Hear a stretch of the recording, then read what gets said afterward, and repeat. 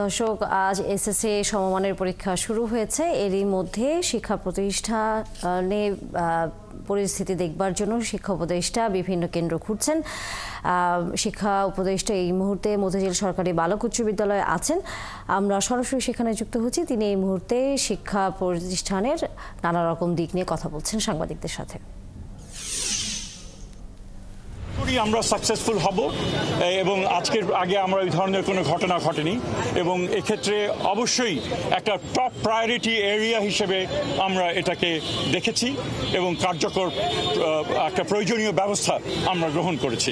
আমি আর দুটো প্রশ্ন নেব। কাউকে তো ছাড় দেওয়ার সুযোগ নেই, বিশেষ করে সামাজিক যোগাযোগ মাধ্যমকে কেন্দ্র করে অনেকেই উড়ো খবর দেয়। প্রশ্ন ফাঁস না, তারা বলছে এটাই ফাঁস করা প্রশ্ন, তাদের নিশ্চয়ই আইনের আওতায় নিয়ে আসা। না, আমরা আশা করব যে তারা বিরত থাকবেন, কারণ দেশের মঙ্গল আমরা যেখানেই থাকি না কেন, যে আমাদের রাজনৈতিক অবস্থান হতে পারে বা আমার পছন্দের যে অবস্থান সেটা আমার থাকতে পারে, আমরা প্লিজ পরীক্ষা এমন একটা বিষয়, এটা অনেক প্রস্তুতির পর নেওয়া হচ্ছে। ছাত্রছাত্রীরা নানান রকমের তাদের মানসিক একটা চাপ এখানে থাকে, প্যারেন্টসদের মানসিক চাপ থাকে, শিক্ষক শিক্ষয়িত্রীদেরও মানসিক চাপ থাকে।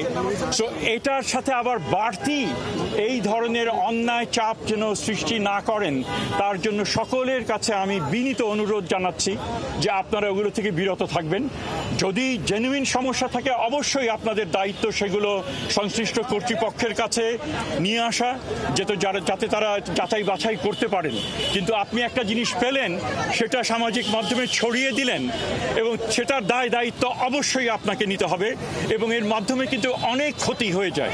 তো আমরা যে কোনো শুভবুদ্ধি সম্পন্ন মানুষকে, ব্যক্তিকে এবং যারা সামাজিক মাধ্যম করেন তাদেরকে। দর্শক, আজকে থেকে যেহেতু এসএসসি এবং সমমানের পরীক্ষা শুরু হয়েছে, শিক্ষা উপদেষ্টা বিভিন্ন শিক্ষা প্রতিষ্ঠানের কেন্দ্রগুলো ঘুরে দেখছিলেন এবং কথা বলছিলেন গণমাধ্যম কর্মীদের সাথে। আমরা সেখানে যুক্ত ছিলাম।